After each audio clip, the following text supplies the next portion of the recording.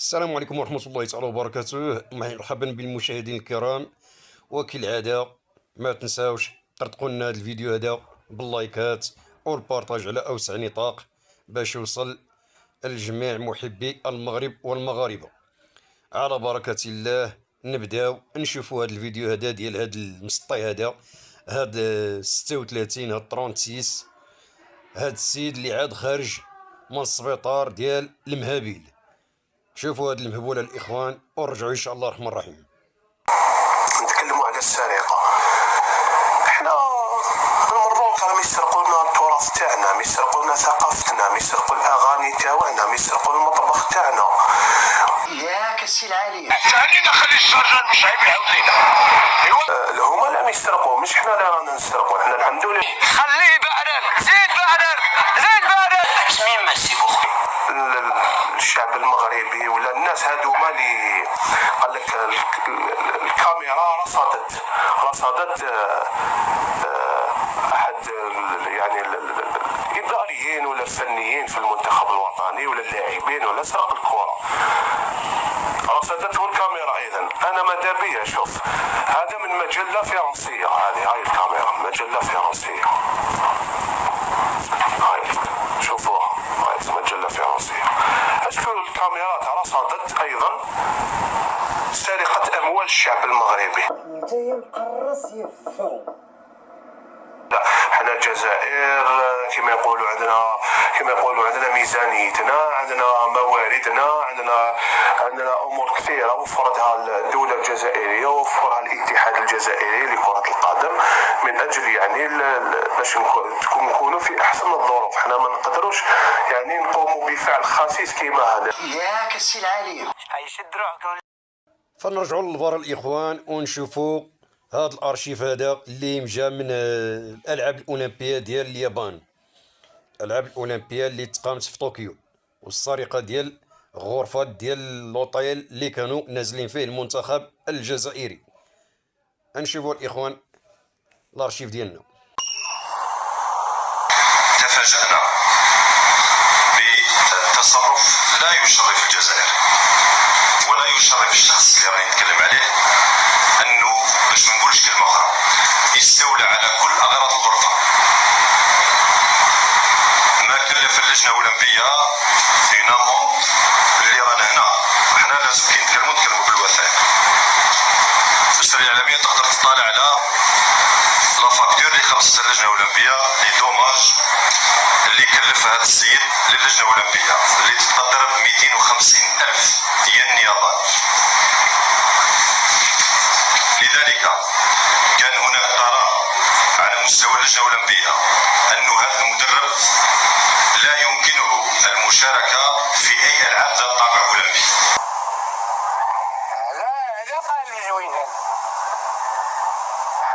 مكتوب لنا احنا ما نديرو. شريعة في الجديد متخفي بالكمامي رد علي وليد هالحرامي الحرامي. شريعة في الجديد متخفي بالكمامي رد علي وليد. من انت مين؟ انا الحرامي المسكين. من انت؟ فمن بعد هذا الكارثة نتاع السرقة ديال الكرة ديال إيتري نشوفوا ردود الأفعال نتاع الجماهير وبعض الإعلاميين. هذه غيتبقى وصمة عار في جبين الشعب الجزائري. شوفوا الإخوان ورجعوا. طرد وترحيل المسؤول في منتخبنا الجزائري عن سرقة الكرات من ملعب مولاي الحسن في طائرة عاجلة إلى الجزائر، والله فضيحة وأصبحنا أضحوك أمام المغرب.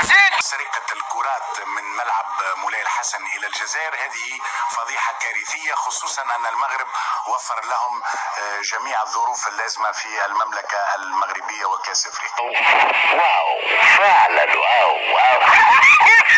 شوف خويا الناس كامل راهي تهدر على هذه الشوهه. صور منتخب كبير كيما تاعنا يكمل ماتش قدام المغرب وكي يروحوا للغرف يلقاو الكره ناقصه وهو الفيديو طالع. اللاعب حاشاكم حاطها تحت الكابوسيون بصح لا بالون تاع الاطراف تلقاه غالي بصح ماشي قد قيمه البلاد والناس اللي راهي تشجع. في دايره اللي دارت بيان تقول باللي غلطه فرديه. عليكم حشومة راهي كأس إفريقيا ماشي حومة. سرقتوا بالون على جال بالون فرحتوا بلاد كاملة. يا خويا جي البلاد كون شري لك بالونات 10 غير ما تشوفوش الجزائر. الطاقم الفني والتقني بدل ما يركز على المنتخب راكم تلعبوها صغار، هذا تصرف ما يليقش بينا. الله يعطيكم الغرق جملة. الآن مشاهدينا الكرام نخرجوا من جو الرياضة وندخلوا المعشوق الجماهير العربية والمغربية بالخصوص. عبد المجيد حاشاكم، شوفوا هذا الفيديو الإخوان. كما أصبحنا احنا الدولة الأولى حاليا والوحيدة لإنتاج الأنسولين، العالم تاع الأنسولين. برافو عليك، ما عندي مثال. ثم قال ماذا؟ المشكل ده جاي تاع الجزائر اللي يفجر الجزائر هو قلة الماء، العطش اللي راه جاي. بسم الله الرحمن الرحيم، احنا على فالك. ثم قال ماذا؟ كتب لها ربي غير الانفجارات. ايش قلت يا حبيبي؟ الجزائر كتب لها ربي غير الانفجارات. خليه بعدر، زيد بعدر، زيد بعدر. في جزائريين محرومين مقهورين سميناهم مناطق الضعف. الله يعطيكم الغرق جملة. البلاد نتاعنا واسعة وشاسعة، المداخل تاعها ضعيفة، التجهيزات تاعها ناقصة. إنا لله وإنا إليه ومن بعد ما هي الجزائر هذه؟ وشنو هي؟ الجزائر تاع بيع وشراء، هذه ما هي الجزائر تاعنا حنايا. النهار اللي دخلت فرنسا عندنا حنايا 5 ملايين و630 ألف شهيد. الساعة خلينا نخلي الشرجان مش عيب العودين. ايوا سنة 2027 الجزائر تكون جزائر أخرى إن شاء الله. يلا الإخوان، وصلنا لنهاية الفيديو، نتمنى نكون خفيف ظريف عليكم. السلام عليكم ورحمة الله تعالى وبركاته. كما العادة ما تنساوناش اللايكات، واللي مازال ما مشتركش يشترك معنا فضلا وليس أمرا. أعانكم الله.